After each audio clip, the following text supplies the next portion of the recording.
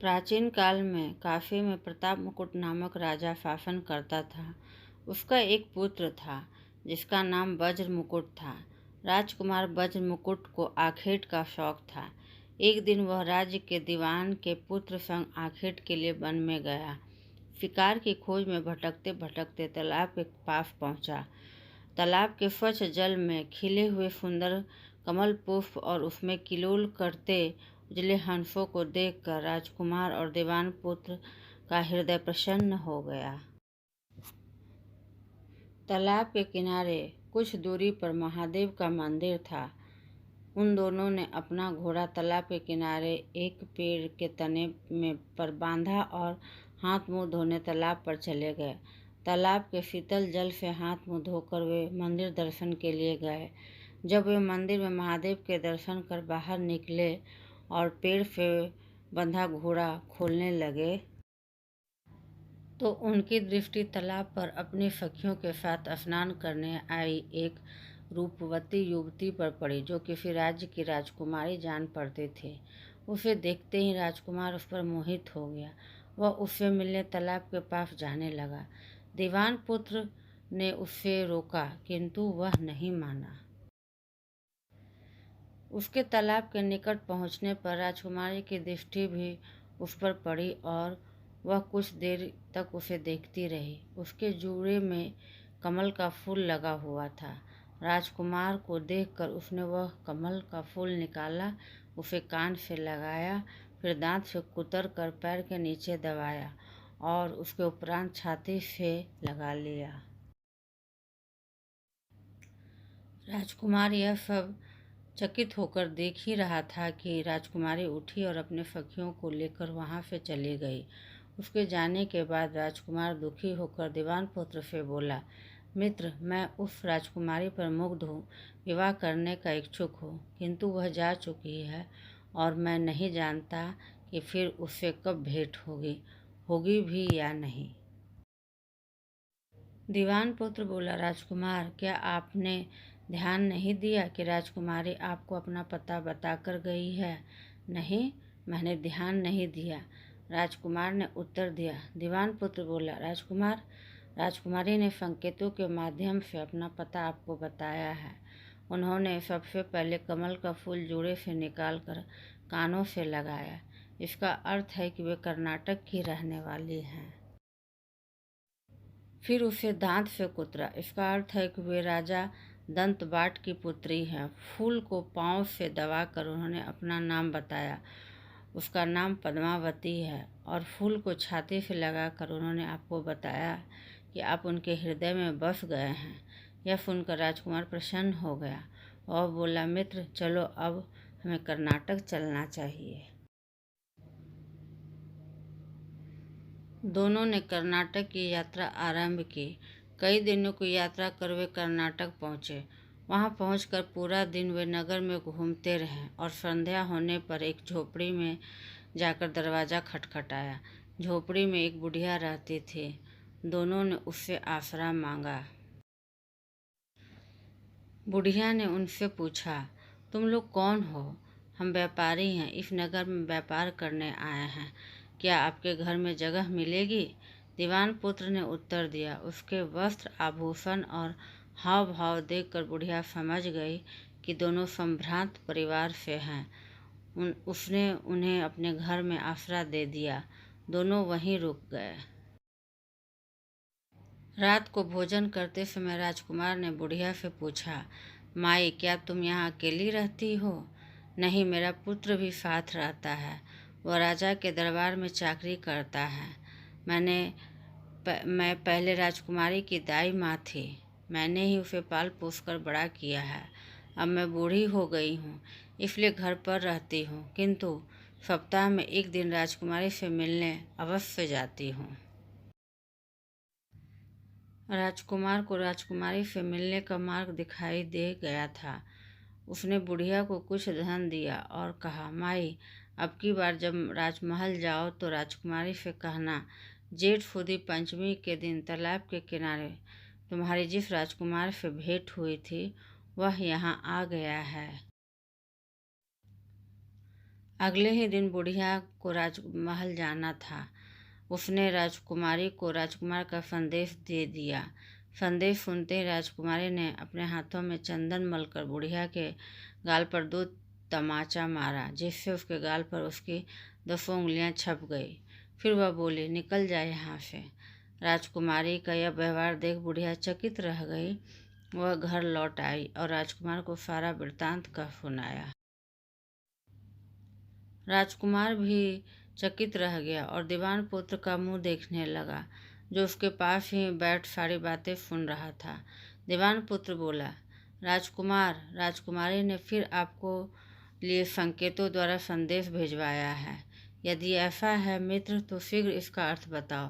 राजकुमार ने कहा, राजकुमार, राजकुमारी ने अपनी 10 उंगलियों में सफ़ेद चंदन मलकर माई को मारा है। इसका अर्थ है कि आज से 10 दिन बाद चांदनी है।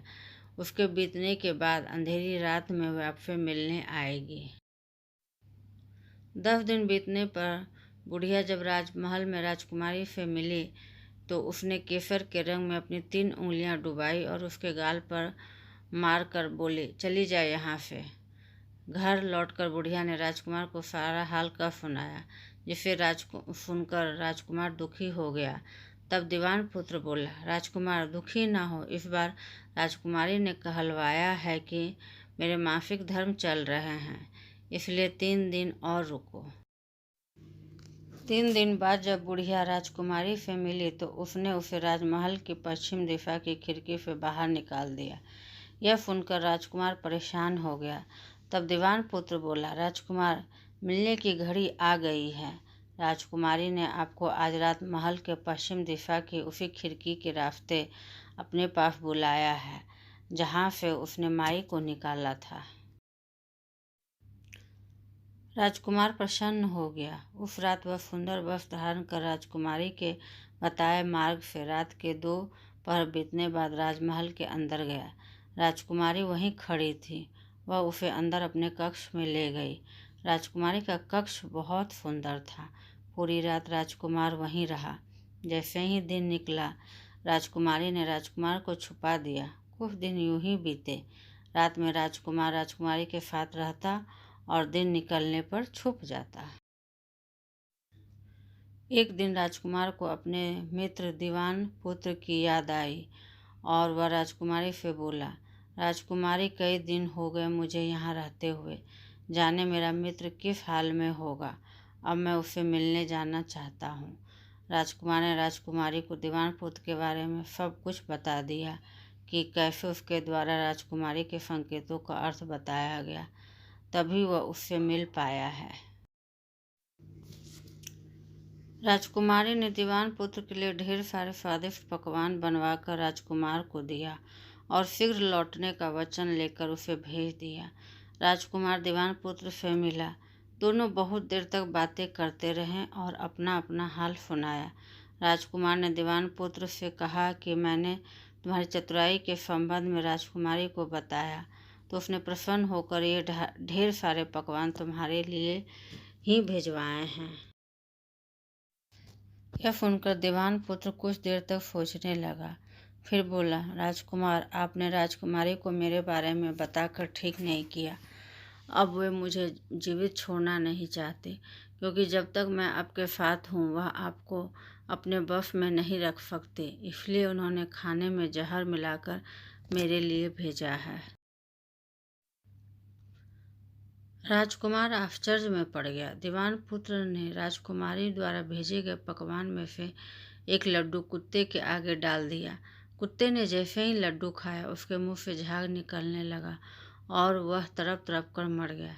यह देखकर राजकुमार को बहुत क्रोध आया। वह कहने लगी, ऐसी स्त्री के पास अब मैं नहीं जाऊंगा। मेरा उससे कोई संबंध नहीं। दीवान पुत्र बोला, नहीं राजकुमार, राजकुमारी यहाँ रहते रहते ऐसी हो गई है। अब हमें उन्हें अपने साथ ले जाना चाहिए और सही व्यवहार की सीख देनी चाहिए। आज रात आप वहाँ जाकर राजकुमारी के बाएं जांघ पर त्रिशूल का निशान बनाकर उसके आभूषण वापस ले आना। राजकुमार ने ठीक वैसा ही किया। जब राजकुमारी के आभूषण लेकर लौटा तो दीवान पुत्र बोला, मैं योगी का भेष बनाकर मसान में बैठा हूँ, आप ये आभूषण बाजार में बेच आइए। यदि कोई आप पर संदेह करे तो उससे कहना कि मेरे योगी के पास चले, वे आपके सारे संदेह दूर कर देंगे। राजकुमार आभूषण लेकर नगर के एक सुनार की दुकान पर गया। सुनार देखते ही आभूषणों को पहचान गया और राजकुमार को कोतवाल के पास ले गया। कोतवाल ने जब उन गहनों के बारे में राजकुमार से प्रश्न किए तो राजकुमार बोला कि आभूषण मेरे योगी के हैं, आपको जो कुछ भी पूछना है उनसे पूछिए। कोतवाल मरघट पहुंचा और योगी को भी पकड़ लिया। वह राजकुमार और योगी बने दीवान पुत्र को लेकर दरबार चला गया और उन्हें राजा के समक्ष प्रस्तुत किया। राजा ने पूछा, योगी महाराज, आपको ये आभूषण कहाँ से मिले? योगी बने दीवान पुत्र ने उत्तर दिया, महाराज, मैं मसान में काली चौदस की रात को डाकनी मंत्र सिद्ध कर रहा था कि वहाँ एक डाकनी आ गई। मैंने उसकी बाएं जांघ में त्रिशूल का निशान बना दिया और उसके सारे आभूषण ले लिए। ये वही आभूषण है। कुछ दिनों पहले ही रानी ने राजा से राजकुमारी की जांघ में त्रिशूल निशान की बात बताई थी। योगी बने दीवान पुत्र की बात सुनकर राजा तुरंत अपने कक्ष में पहुंचा और रानी से कहा, रानी, तुम राजकुमारी पद्मावती के जांघ में देखकर बताओ कि क्या सच में वहाँ त्रिशूल का निशान है। रानी ने राजकुमारी को जांघ देखकर इस बात की पुष्टि की। यह सुनकर राजा बहुत दुखी हुआ। वह आपस राज दरबार आया और योगी बने दीवान पुत्र से पूछा, योगी महाराज, खोटी स्त्रियों के लिए धर्मशास्त्र में क्या दंड है? योगी बने दीवान पुत्र ने उत्तर दिया, महाराज, ब्राह्मण, गौ, स्त्री, संतान या शरण में रहने वाले कोई भी व्यक्ति खोटा काम करे तो उसे देश निकाला का दंड दिया जाना चाहिए। राजा ने यह बात मान ली। उसने राजकुमारी पद्मावती को डोली में बिठाया और कोतवाल से कहा, डोली को जंगल में छोड़ आओ। कोतवाल ने राजा का आदेश का पालन किया। कोतवाल जंगल की ओर चल पड़ा। पीछे पीछे कहार डोली उठाकर चल रहे थे। वे राजकुमारी को जंगल में छोड़कर लौट आए। कुछ देर बाद राजकुमार और दीवान पुत्र राजकुमारी के पास गए और उसे लेकर अपने नगर लौट आए। वहाँ वे सभी आनंद से रहने लगे। इतनी कहानी सुनाकर बैताल विक्रम से बोला, राजन, कहानी तो तुमने सुन ली, अब मेरे प्रश्न का उत्तर दो। यह बताओ कि पाप का भागी कौन बना? यदि उत्तर जानते हुए भी तूने उत्तर न दिया तो तेरे सिर के टुकड़े टुकड़े हो जाएंगे। विक्रम विद्वान था, उसे उत्तर ज्ञात था। पाप कथा का भागी तो राजा ही बना। दीवान पुत्र ने अपने स्वामी का कार्य कर रहा था। कोतवाल राजा का अनुचर था, उसने उसकी आज्ञा का पालन किया। राजकुमारी के प्रेम में डूबे राजकुमार ने अपना मनोरथ सिद्ध किया। राजा ने बिना विचारे राजकुमारी को देश निकाला दे दिया, इसलिए पापी वही है।